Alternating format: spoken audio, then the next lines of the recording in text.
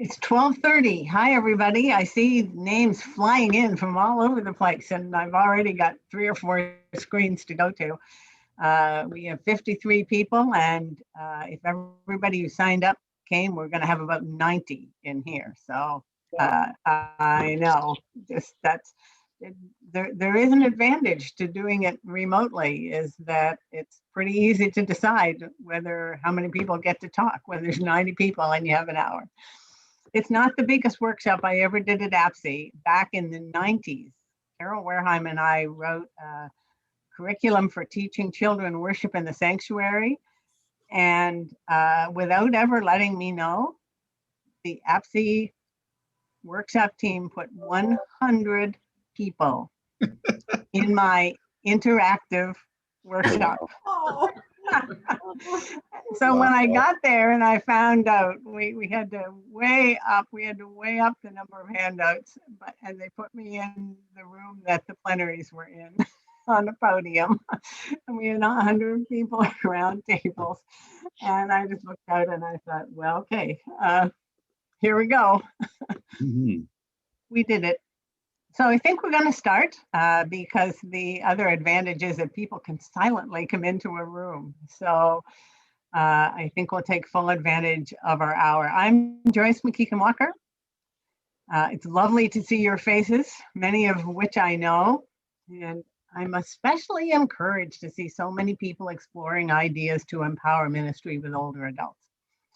When you get to see my PowerPoint graphic, it will indicate that there is a wave of older adults coming of age as we talk together every single day, 6,500 more people over the age of 65 in America.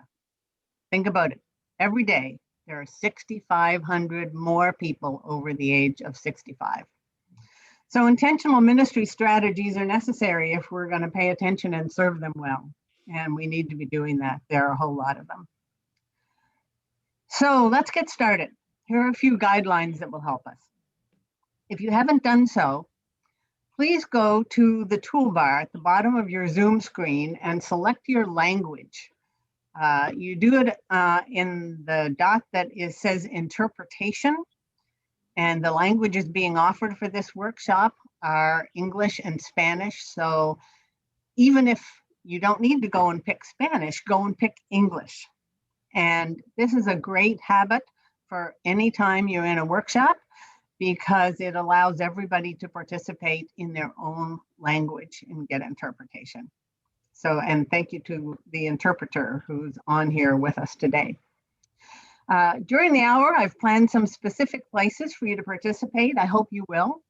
Silence on Zoom can be a little awkward, but it's necessary to allow time to think, to commit to speak, to raise a virtual hand, to be called on, to unmute. So I invite you to embrace the silence and to gain the value of multiple voices when we do that. Thank you. You're welcome to use the chat, but I won't be taking questions there until the Q&A at the end. At that time, put your questions in the chat, and my APSI co-host will be watching for them, and we'll select as many as we can address in the time we have. Which brings me to John Johnson, who's my APSI co-host. John will say hi and help you all find the hand-raising feature, which he will watch for all the times that we're participating and give you any directions you need. John, thank you. Good afternoon. Thank you, Joyce. Good afternoon. Well, it's afternoon here in North Carolina, wherever you may be. It may not be afternoon, it may be morning still, but welcome to all. Thank you all for joining us. The hand-raising feature on Zoom is fairly easy to find and use.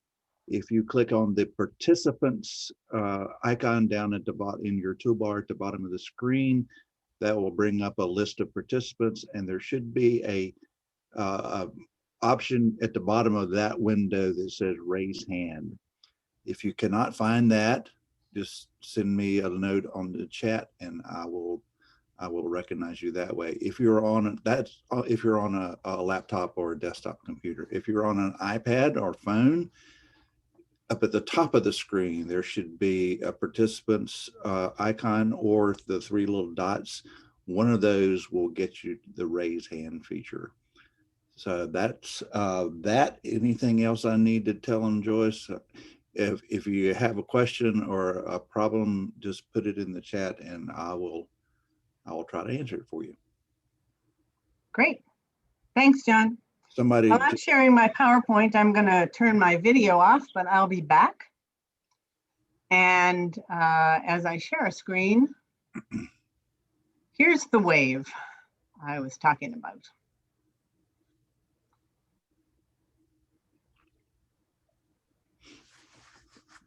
The age wave, principles to guide older adult ministry. And I invite you to join me in prayer as I read selected verses of Psalm 71. This is my favorite psalm for praying with older adult groups. Let us pray. For you, O Lord, are my hope, my trust, O Lord, from my youth. Upon you I have leaned from my birth. Do not cast me off in the time of old age. Do not forsake me when my strength is spent. I will hope continually and will praise you yet more and more. O God, from my youth you have taught me, and I still proclaim your wondrous deeds. So even to old age and gray hairs, O God, do not forsake me until I proclaim your might. Your might.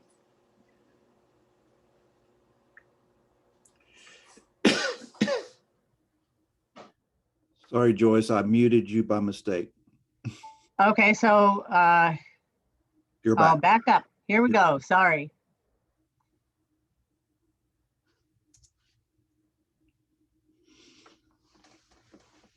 These are things you learn. Yeah. Okay, so this is the psalm I love to use with older adults. Let us pray together. For you, O Lord, are my hope, my trust, O Lord, from my youth. Upon you I have leaned from my birth. Do not cast me off in the time of old age. Do not forsake me when my strength is spent. I will hope continually and will praise you yet more and more. O God, from my youth you have taught me, and I still proclaim your wondrous deeds. So even to old age and gray hairs, O God, do not forsake me until I proclaim your might to all the generations to come. On February 3rd of 2019, my pastor at the Nassau Presbyterian Church in Princeton, New Jersey, the Reverend Dr. David A. Davis, preached on Psalm 91. And in the sermon, he said this: I've long since grown weary of people lamenting that this or that congregation is full of so many older people, when what ought to be said is, wow, can you believe how many older people are in that church? Lifelong praise. If you've ever thought something like this or wish you'd said it out loud instead of Dave, or if you want to proclaim it in the future, I invite you to unmute and join me in reading what ought to be said right now. I've highlighted that line in bold. Ready? Unmute together in 3, Wow. 2, You wow. believe how many Can older believe how many older that people that church that church lifelong lifelong praise. Lifelong praise. That was awesome. Thank you so much. Yes, that is what we ought to be saying about the number of older adults in the church. They bring lifelong praise.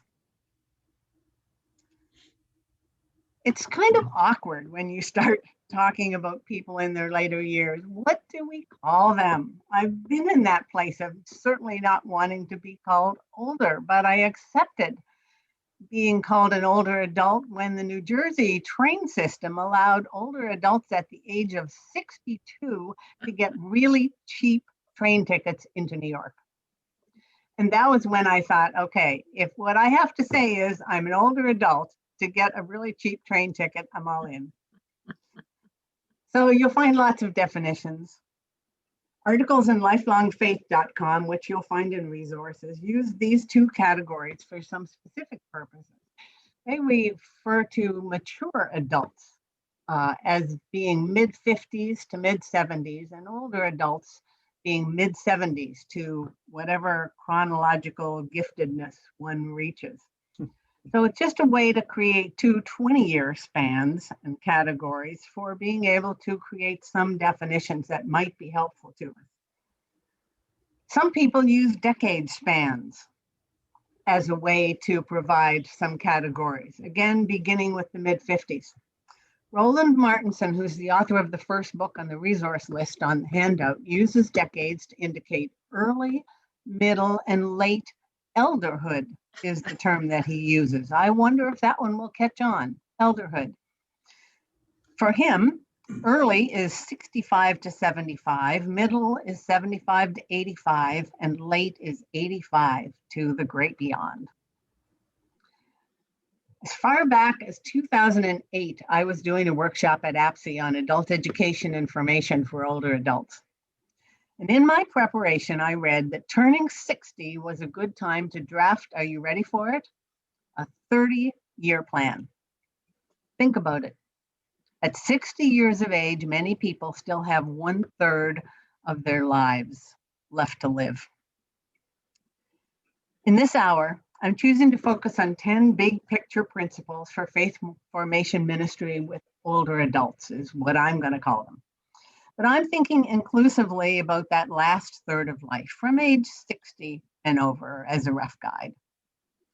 These principles are drawn from research and insights from the last decade or two, from resources I've listed in the handout, from seminars and webinars I've attended, from my own experience teaching and leading older adults in a multitude of classes and small groups, more than I could proudly count, working with older adults in social and mission gatherings, and offering pastoral care in specifically older adult ministry settings, in addition to the regular care one offers in congregational ministry to older adults.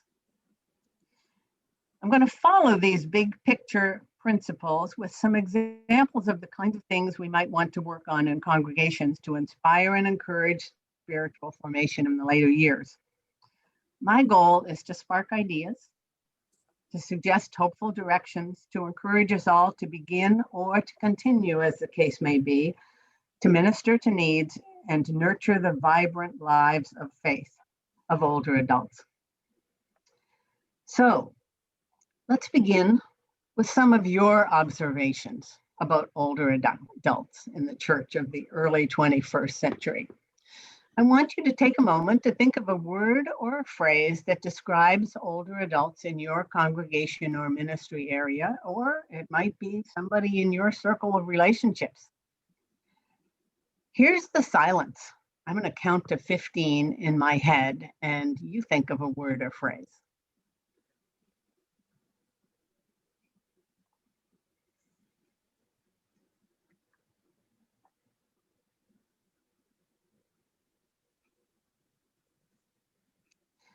Okay, when you have one to offer, raise your virtual hand in Zoom. And when you're called on by John, unmute your mic and say your name, please, because everybody likes to make a connection, and offer your word or phrase to the group. Let's listen for images of older adults in the 2020s. First one up is Rebecca Guzman. All right, this is Rebecca Guzman, and my phrase is interested and interesting. Great. Jay Lang. Hi, my name is Jay. My word to describe older adults is wisdom. Catherine Burgess. Dedicated. Catherine McGregor. Varied. Bill Lamont.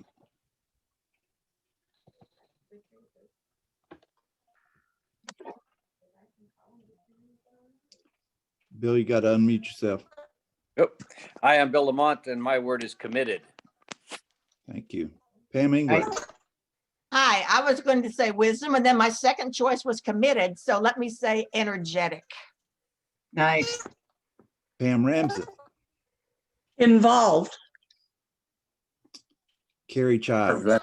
Storytellers. How do I get it? Barbara Fotherington. Click on the mute over there. Integral. Thank you. Glenda Watts. Oops. Faithful. One more, John. Kathy Dawson. Well, I was going to say faithful too, because it hasn't been said. So, anyway, that's great words. Thank you. Yeah, thanks for those observations. I think that you're going to find some or all of them reflected in the big picture principles I've described, which makes me really happy because recognizing the potential of these older adults and what they bring to ministry is an incredible gift that I believe God gives us as educators and leaders.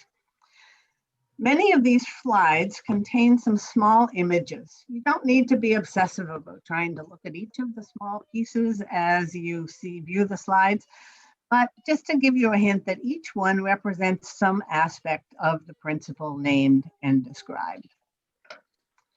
So principle 1, older adults' understandings of the Christian faith will vary significantly. You can expect a great variety of beliefs about so many things: who God is, who Jesus was and who Jesus is, about the purpose of the church, about how faith might affect one's life, about the purpose of prayer and how to pray, about what death brings, and lots of other variations. Principle 2. Older adults come with a variety of religious, spiritual identities and corresponding needs. I've taken these identities directly from John Roberto's work with Lifelong Faith and Faith Formation 2020. And the first two represent older adults that we encounter in our congregations. The first one are those who are religiously, spiritually committed and engaged in the faith community. These are the people who show up all the time.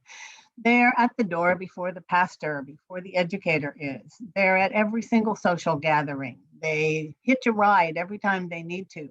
These folks show up. And then we have those who are a little bit less religiously committed and participate occasionally in the faith community. We know we're going to see them over time, but they're picking and choosing, and they have busy parts of their lives that mean that they're also engaged in other places. The last two categories represent older adults our congregants will encounter in their circles of connection. So these folks are not people you're likely to see in your congregations, but they're people your other older adults are encountering and having conversations with. There are those who have left established churches and religions that are still spiritual and spiritually committed. And they know they are, and they claim that, and they practice that. And then there are those who are unaffiliated, uninvolved, and claim no religious identity. This last category is where you will find self-proclaimed atheists, as an example. Principle 3, faith formation. Faith formation is concerned with all of one's life: the physical, the mental, emotional, and spiritual. Right now, this pandemic is taking its toll on all of these dimensions in varying degrees, and support for the breadth of them is especially important. Principle 4, relationship and community are key to adult faith formation. Other adults find community in family. Older adults, find community in family, in close friends, in neighborhoods, whatever those happen to be for them, in church, in small groups, and in social gatherings.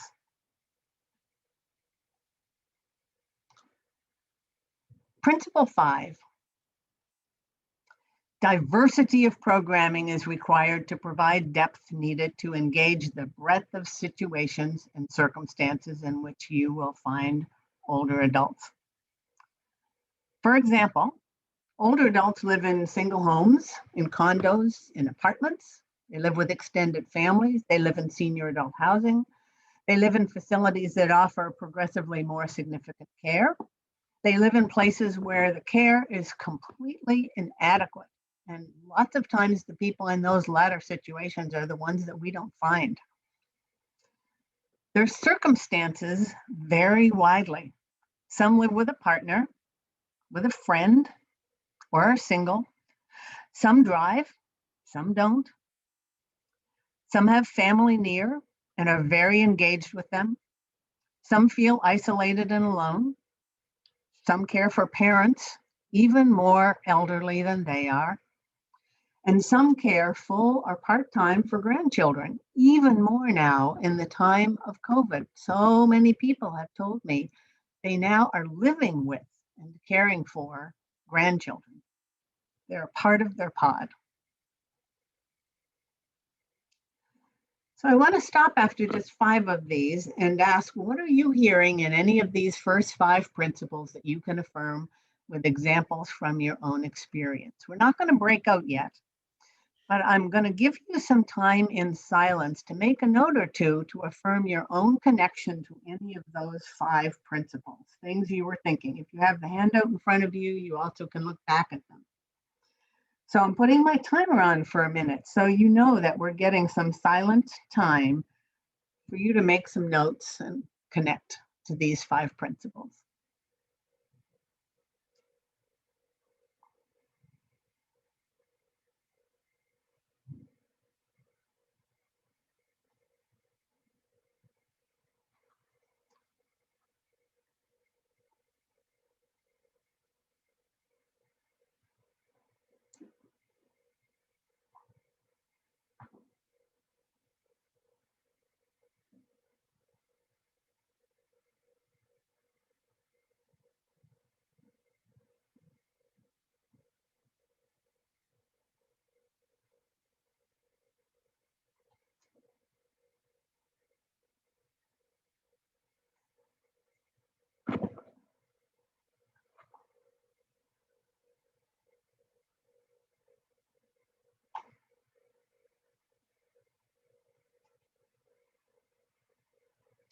Thank you.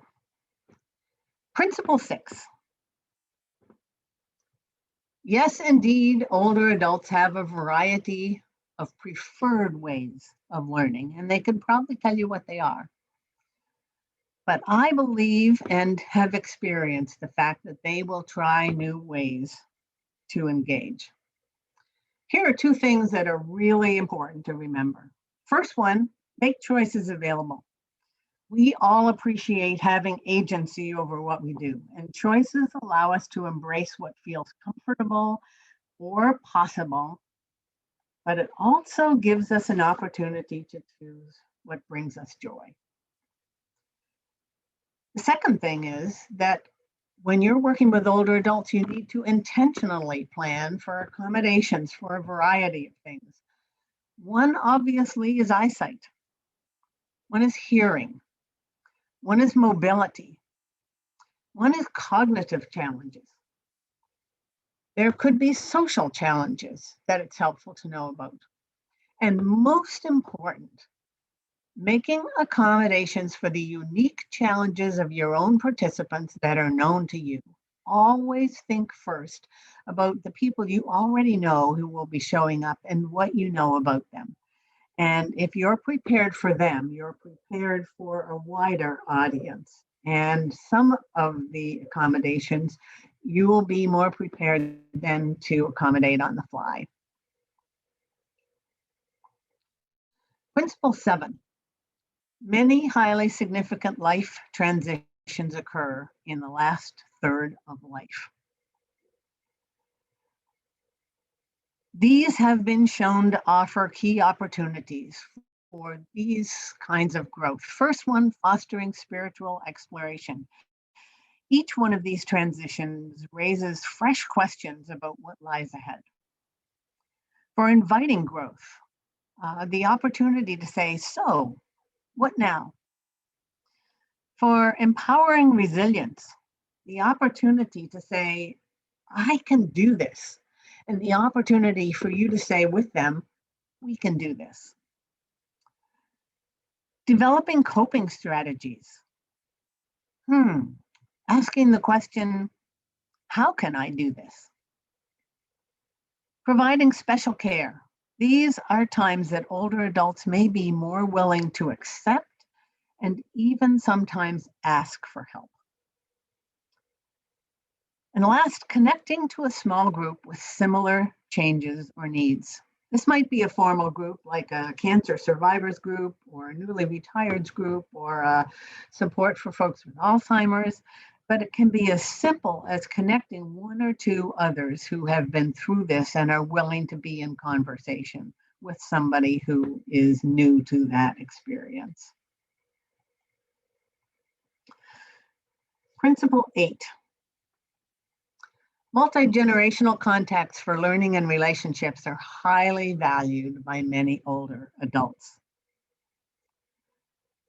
These contacts are beneficial to all ages and stages. One major use is for telling and hearing one's life stories. And children and youth have life stories, not just older adults. Older adults just happen to have more of them. Sharing experiences that create happy memories. Those memories then become a part of the stories that are told later on. Opportunities for learning to be sensitive to others' needs. When you're with people of different ages, you get to observe what are the things that folks need. Opportunities to learn to love and to care. Opportunities to work together on a task, doing something worthwhile together, and that's going to come up in a later principle. And opportunities to experience joy and delight. Being in intergenerational groups gives you the opportunity of seeing the faces of those children, youth, and adults who have the joy of being together and marveling at each other's lives and experiences. Principle 9, helping others is a deep desire of older adults. When searching for or creating opportunities to help, here are some things to consider. Accessibility for many abilities. It becomes obvious when you're talking about older adults, but we forget that it needs to be obvious in our planning all the time, to be planning for accessibility for many abilities. For meeting older adults' needs for contribution and caring. Older adults are not just there for the experience. They have needs to contribute and needs to care. Creating relationships with others that can be life-giving. This takes intentional work. When you're doing your planning, what is life-giving about this situation for anyone who's going to be involved? Finding situations where continuing partnership is both possible and desirable. Anything long-term that you can continue to create connections to makes it much more worthwhile. And identifying situations in which mutual benefits are optimal. It's never about separating helpers and helped. What is going to be mutual about the relationships and the situations that have been held up and affirmed and created? In Principle 10, older adults show increasing openness to the online digital world for faith formation. I just want to yell yay over and over again and appreciate that one of the things that the pandemic has changed significantly is that families have figured out now how to connect remotely with their loved ones who might not have had equipment, who might not have any experience.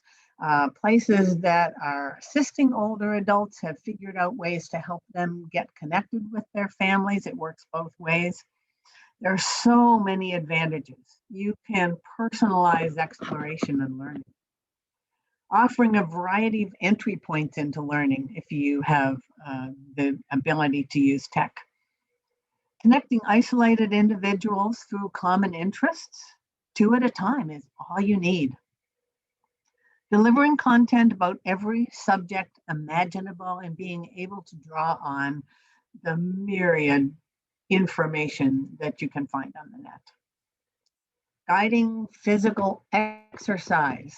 I actually spend some time every single morning staring at somebody on the TV telling me how to move. I appreciate it.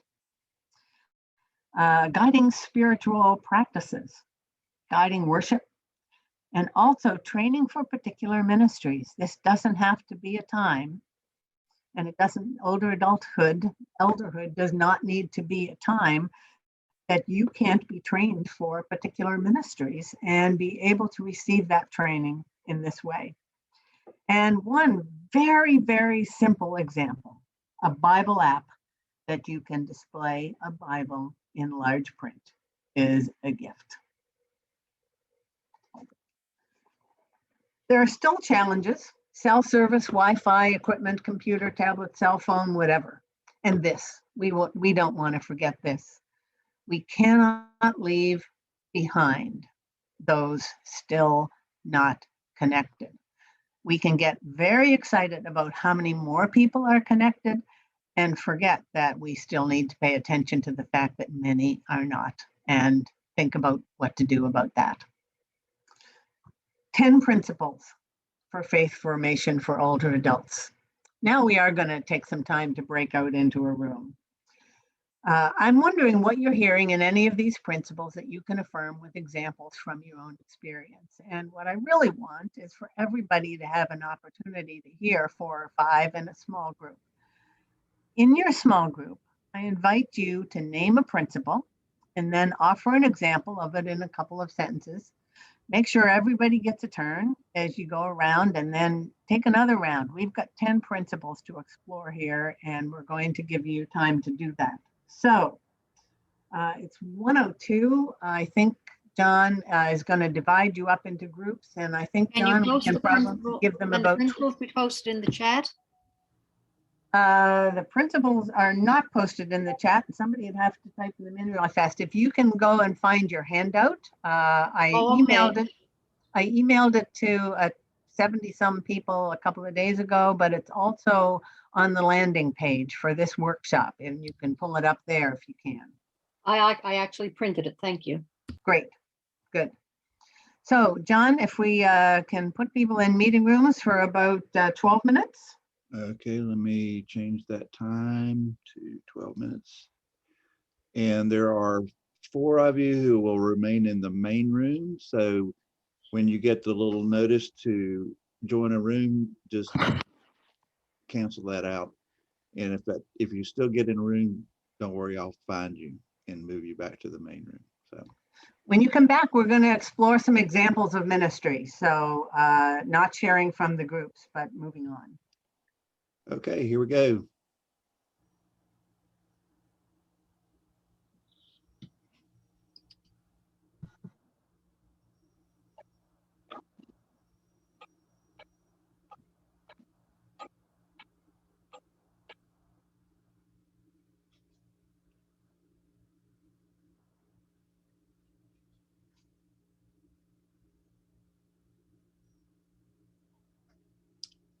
Hey, Keith. Hello, John. How are you? I'm good. How are you? Good. So nice to see you. Good to see you.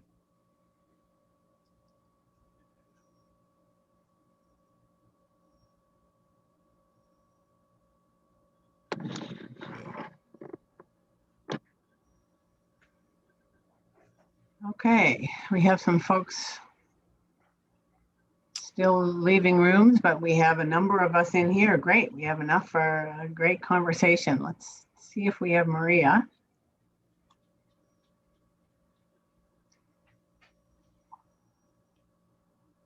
Let's see. John, can you find Maria and put her back in here? I will do that. Thanks. Might take a minute.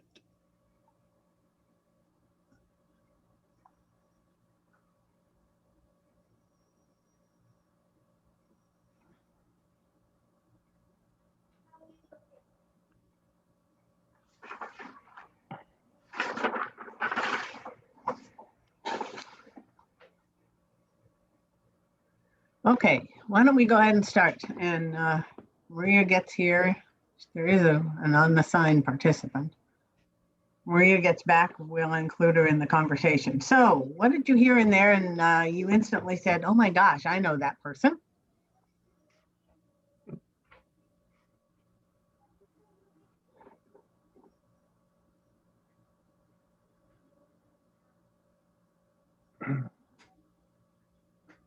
Well, I started laughing and we got to number 10. About increased openness to learning online and use electronics. I've always admired John's ability, and I've been literally thrust into online teaching this year. And I keep thinking, are you kidding me? Me? I'm doing this, showing movies, teaching Zoom lessons. I went, you gotta be kidding. I'm an old dog. It's just, I can't believe it. So, and the kids this morning got on and took their quiz on Blackboard, and everything I set up had worked. So I was feeling pretty proud of myself today. Yeah, older adults are us, right? That's right. Oh my gosh. Joyce, I'm not finding Maria at all. Okay, maybe she's not, maybe she didn't get in. Maybe not. That's okay. We're good on our own. Thanks, John, for looking. Yep. I'll keep looking, but I'm not seeing her anywhere.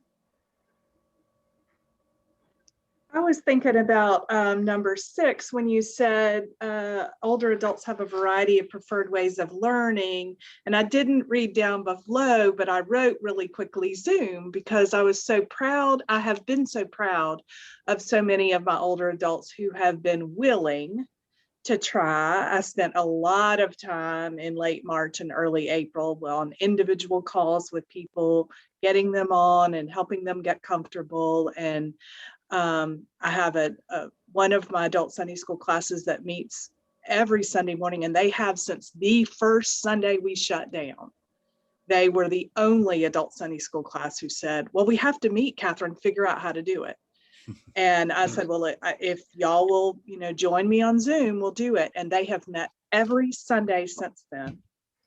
They have the most incredible support for each other. They get on early so they can chat and visit and drink their coffee together. They've lost members to death during this time. And they have just continued to be an amazing support for each other. Most of them are not going anywhere. And they get on each Sunday just with these smiles on their faces. They're so thrilled to see each other. And that was the willingness, and then I have many others who have said, well, I can't do that. So I tell them every Sunday, y'all are the role models for we'll try. And we know that we've got support to make this happen. Yep. Margaret or Doris, do either of you have one of these principles you want to share an experience about?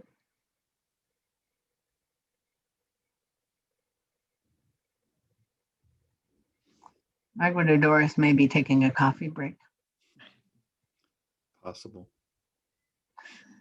So the one of these that strikes me the most is the transitions. There are so many hard transitions that happen at this time. And there's good transitions. You get to be sometimes a grandmother or a grandfather in this time, maybe even a great grandmother or grandfather. There are good things that happen, but there are so many things that are challenging. Entering into retirement and death of significant friends, can be spouse, all of those. So the one that I'm remembering, and Keith and Catherine have heard this one before, as an educator, I was sent to the hospital on a Sunday morning to the bedside of the husband of one of my church school teachers who was supposed to have been there that morning in an age 3-4 class. And her husband died. in the hospital that morning, and I went to sit with her while some of her family could get there. And after the pleasantries, which were not very pleasant, the first thing out of her mouth was questions about, so what does the church say about what happens to somebody when they die? Is my husband still here? Is my husband already in heaven? Is there a waiting time? And she had so many questions. And it was a time simply to sit and listen to her, and not to try to give her the big theological answers at the time. To let her know that lots of us have questions about this, and to assure her that the one thing I knew was that God was there. Mhm.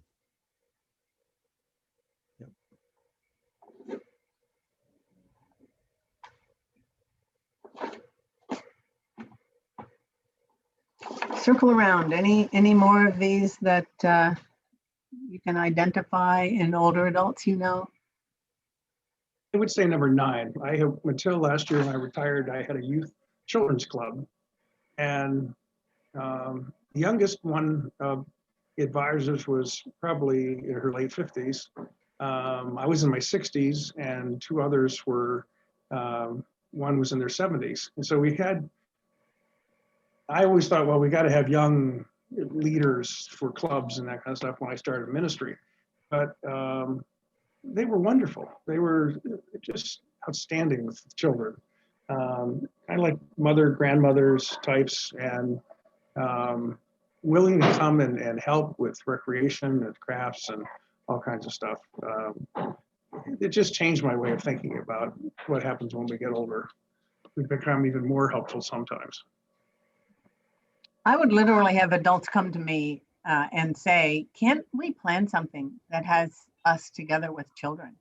And one of the things we do, because I had started a new tween group, it was grades 4, 5, and 6, and we were meeting about every 6 weeks, is I went back to those folks and I asked them if they would be willing to come and have dinner with these kids and then be interviewed by them about their life. And I worked with the kids to think up questions. And you'd think these older adults were in heaven. They sat in a circle of chairs and were just absolutely thrilled to be asked questions and to tell stories. And instead of just bringing one at a time and spotlighting them, we had a number of them, and then we would send them off into small groups so that they actually would get to learn the names of those kids, and they would carry that further in an activity that they did at the table with after we'd already had this round table conversation with 3 or 4 of them. It was the most fun I've ever had with that group. That's great. So that makes me think about number 8, talking about intergenerational, and that's the a multi-generational is something that I've tried to be very intentional about too, Keith. I think about who are my older adults who would engage with my kids, and I intentionally invite them to be leaders for particular activities. We have done for the past few years a mission camp for our older elementary kids during Bible school. And I generally have 1 or 2 parents who help, but it is mostly older adults that help, and they love that. And I have one man, because of multiple issues with the pandemic and then my sabbatical, we haven't done the mission camp for a couple of years. And he constantly, every time he sees me, are we doing mission camp this year? Are we doing mission camp? He wants to be there. He wants to be involved with those kids. We've also done sharing our stories of faith, which is not necessarily children and adults, but different. But we have had some teenagers and young adults and older adults. We do it during the summer for Sunday school. One person shares their story of faith each week. And so this past summer, we videoed their stories and then had them available during the week so people could watch the story whenever they wanted during the week. And then they came on Zoom on Sunday mornings to have a conversation, sort of like we're doing at night with our worship leaders. You know, you have a little chance to say, okay, I heard you now, let's talk about it. And I'm thrilled that we have these on video now, particularly some of our real patriarchs and matriarchs of the church. We have their stories on video. And it was really well received in all age adults. And then the third thing I was thinking about was Grand's Camp, which we had to not do last summer, but we did the summer before and are hoping to do the end of this summer, just grandparents and grandchildren coming together. And that, to me, Joyce, is one of the most fun things I've ever done. Yeah, the Presbytery camp in our region offers grandparents camp in the summer, and it's for a grandparent and a grandchild together, and they live together in the cabin and they do all the things. It's fabulous. What my grandparents say is, we want to spend time with our grandchildren. But we love it that you plan all the activities and you get all the supplies together and we just show up and do it. Yep. Looks like we're closing breakout groups and bringing them back. So here they come. All righty. We've got a minute. We did a family camp that I wasn't responsible for starting, but worked with. And that turned out to be fabulous because we made a point of inviting older adults who were singles or without family to remember that they're a part of family too, so that they would come, and they came back year after year after year.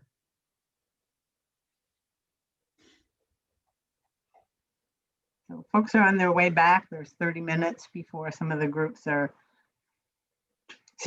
30 minutes, 30 seconds.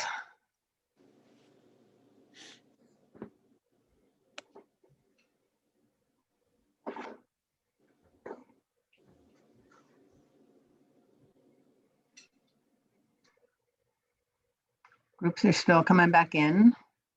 Yep. They're getting there. Happening fast now. Yeah. I'm watching the numbers going up. Yeah. Are you able to know, John, when they're all in? Yeah. That's probably it because I see. Yeah, we're about at the number that we started with. So okay. We haven't Great. lost too many along the way. Great. Well, that was a helpful conversation for you to be hearing some examples. In my small group, there were lots of ministry examples of things that people are doing, and those are fabulous ideas to work off. So I want to offer you 3 specific examples of faith formation for older adults. And then after that, if you have some questions or some tips you'd like to offer us, we'll open it up for that. The first is an example of variety within a face-to-face ministry. So lots of us are probably familiar with face-to-face ministries where you have older adults get together and they have lunch and then you have a speaker. And that's a pretty typical way to go. The Presbyterian Older Adult Ministry Network, which is in the resource list, they create an annual free resource, and I took this example straight from there, from the 2019 Older Adult Ministries Planning Guide, which is free to download on the POAMN network. Again, it's in the resources. This was the Westminster Presbyterian Church in Buffalo, New York. And they had a monthly program for older adults. They catered a healthy lunch that was all of $5. They had 45 minutes to allow for intentional fellowship and interaction between the participants and the pastoral care associate in the church. So one thing I hadn't thought about before is inviting people to interact with your older adults. And in addition to the older adults you have, and who do you want to be sitting around those tables from your congregation to meet with them? Might be a way to think about expanding those tables. They did have presentations, but they made a point of addressing all of those aspects: mind, body, and spirit. So educate, stimulate discussion, offer social and emotional benefits as a part of it. It was open to older adults outside of the congregation, so people were allowed to invite the friends, the people from those other 2 places that are people who are not showing up. Programs created interaction with presenters, which included children, youth, and adults. It was in the middle of the day, so if they could make a connection to something that was happening in the schools, you could actually have those folks present. So here are some sample programs that they did. They brought in a children's choir from a local school who sang the program and then interacted with these older adults. They do, of course, pertinent movies followed by discussion. One of our favorites, they did chair Tai Chi as a part of it. They had their pastor come and talk about advanced planning for funerals and make some plans.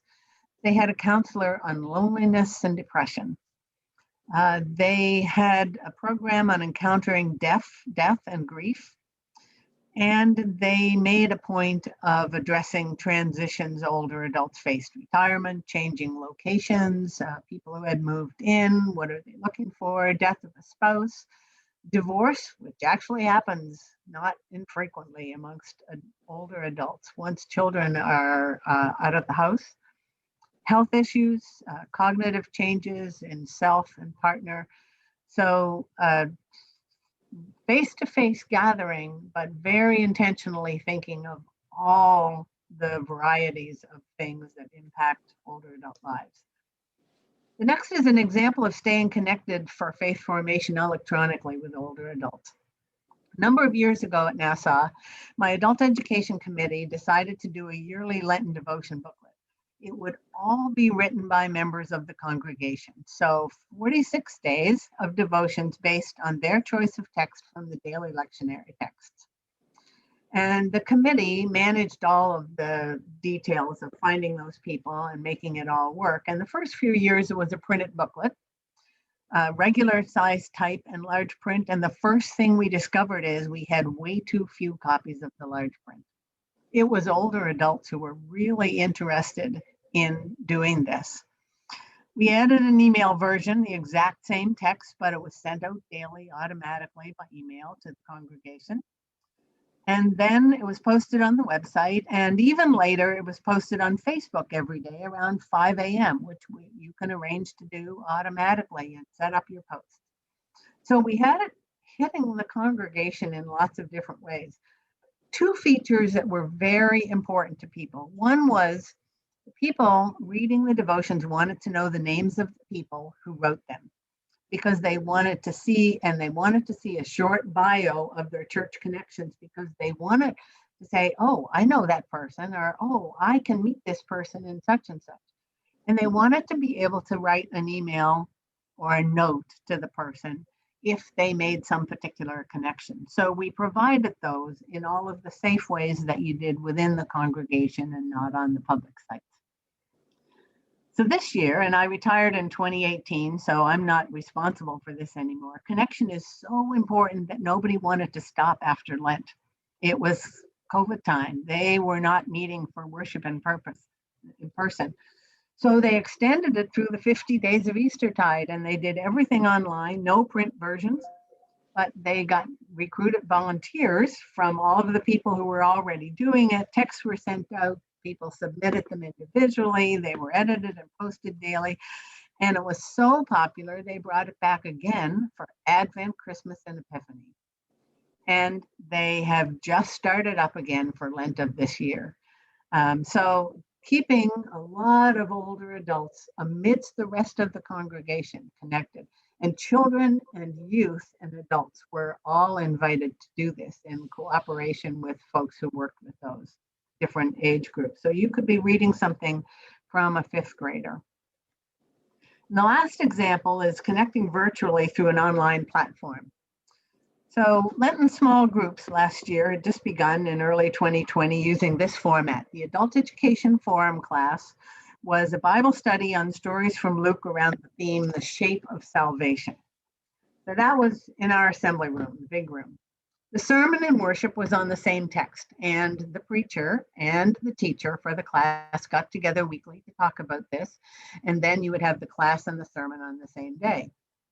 The class teacher wrote a leader's guide for small group leaders so that our small groups all used the class and the sermon and questions provided by the leader for their conversations in small groups, which all got organized up with leaders. And then March came and every single thing was suspended. And the first thing people said is, what about my small group? So staff and committees helped to switch this to Zoom. Adult education sessions were quickly offered online. The leader pre-recorded them and they were put up. They were shorter than the hour we would spend in the assembly room. Worship was all virtual, so they had access to the sermon. And after Easter, there was again an outcry. What about small groups? They all ended at Easter. So they quickly organized more small groups. Why? Because connection is so important. And these people had figured out how to connect with each other and they wanted to continue to do it. And connection can truly be created online. Some examples from ministry. So we have a few minutes left. John, do you want to see if there are any questions? And we'll see what folks are curious about. Raise your hand if you have a question. Raise your virtual hand and John will call on you and you can speak it out to the group. Or you can type it into the chat if you want. If you don't want to come on site, and John will find them.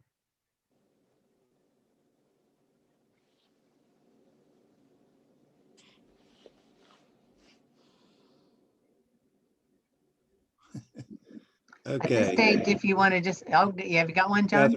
Catherine McGregor. Joyce, for our older adults who are not technologically savvy, may not have the may not have those skills or have family that can help them with that. How are people staying connected with them right now? Right now at NASA, and I'm not there anymore, but I've seen this happening, that pastoral care is the huge connection that people are making, and they're connecting up people with each other so that somebody who is not connected with anything other than they can pick up a telephone gets a phone call every single week from somebody, the same person. So a lot of the deacons are doing a lot of this work, but there's so many people have come out of the woodwork in the congregation to say, how can I help? And even in small churches, I've seen this happen, that one of the things that has continued the most in COVID time, in addition to worship, is the pastoral care connection, is people want to be helpful and staying connected with people in the congregation. So they pick up telephone lines. And they just make sure that everybody gets some kind of a contact that helps them know their church is still there with them. Yeah, I think we're doing a good job with pastoral care. We're not finding ways to connect them for faith formation. Okay, so one of the things, and this takes a lot of work, so I'm remembering what Bruce Reyes-Chow said about how much can you do? This is something that could take a lot of work, but if there are live groups you're not spending time with, there's some time for this. And that is when you're talking to people, finding out what are things that they're interested in and trying to find some connection, find out what kind of technology they do have, and if they don't have technology, is there somebody they can connect with who has that kind of technology, and or is it just a matter of having somebody be in particular conversation with them about something, or get on a phone and do a spiritual practice with them of connecting time and of having a meditation of praying together. Are there other questions, or I'd be happy to have folks contribute some ideas to that one, if not. What do you got, John? Bill Lamont. I don't know if I've got an answer or not, but our church just was gifted a Sharp Aquos whiteboard. It's about 55 inches wide. It's huge. It's like a great big iPad, basically. It's got a computer in it. And I'm thinking once the pandemic is over and we can gather together again, we can roll that whiteboard up around the circle of chairs, and whoever wants to zoom in will be able to see all of us at the meeting, and we can see them in a way that we couldn't with just a small iPhone or with a small computer screen. So that might be something for folks to look at. I don't know exactly how it all works, but just about anything you can imagine you can do on this whiteboard. So Say the name of it again, if you would, please. well, you can just zoom digital whiteboards, but we have a Sharp Aquos, AQUOS, I think it is. And they come in very different sizes. Mine's on it rolls around, so you can take it from room to room. You can put them right onto the wall if you want, but ours is transportable. Works off the Wi-Fi. You can plug it in the back. And it also will digitally mirror a computer. So you can take a laptop, anything you can show on that laptop, you can show onto the whiteboard. But if you wanted to use it as a Zoom, for its Zoom effect, you can actually put the people that want to zoom into a Bible study, for example, right on that screen, and you can see them as large as life, and they can see you as well and participate. So. Well, we all want one of those now, Bill. Thanks. I want to honor our time. It's 1:30, so if folks want to start dropping off because you want your break, you're welcome to do that. I'm going to take one more question from Kathy Dawson before we leave. Thank you so much, Joyce. I appreciate this session so much. We had talked about it in your formation stages of it and the possibility of doing a series for Hope for CE. So I just wanted to make sure that when I put that in there with my email address in the chat, that you know that Joyce McKeegan Walker and I had already talked about this in advance. I'm not taking her material away from her. She just didn't want to write 10 different posts on the principles. So if any of you have been inspired by particular principles in her workshop and want to be a post writer for Hope for CE, please contact me on the email that's in the chat. So. Oh, thank you so much for remembering to do that, Kathy. I do remember I said that. And most of you are educators. That's what we do. We give stuff away for free, right? We put it out there for people because what we care about is ministry. So please, if you do have some ideas about any of those, be in touch with Kathy, and she'd love to hear from you. Thank you all. I really appreciate you doing this, but what I especially appreciate is your commitment to and your connection to and focus on older adult ministry. 6,500 people every day more over age of 65, folks. We got to pay attention. Thank you. Appreciate all of your time. And thanks, John. Thank you. Thank you, Joyce. Thank you. I have, Joyce, I've saved the chat as a file and I'll send that to you. Super, thank you. And if anybody put in any questions, I'm happy to reply to anything. I'll watch for them. Great. Thanks, folks. Great. Bye, thanks.